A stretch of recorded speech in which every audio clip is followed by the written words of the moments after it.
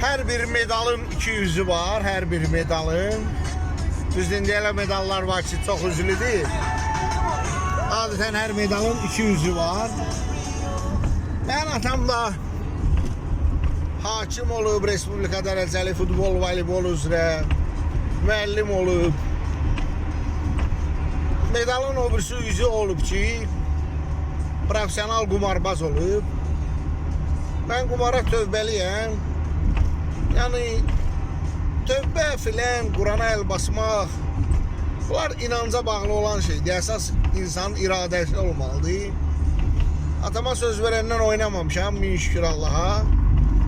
Ancaq bu o demək deyil ki, mən qumar psixologiyasını bilmirəm.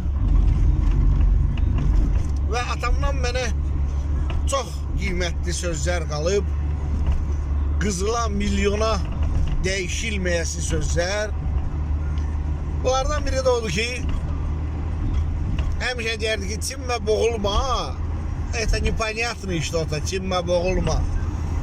Yani yazıq çinmirdi, külün qırağına oynamağa getmişdi, dənizin qırağına gəzməyə getmişdi, ayağı sürüşdü, düşdü suya.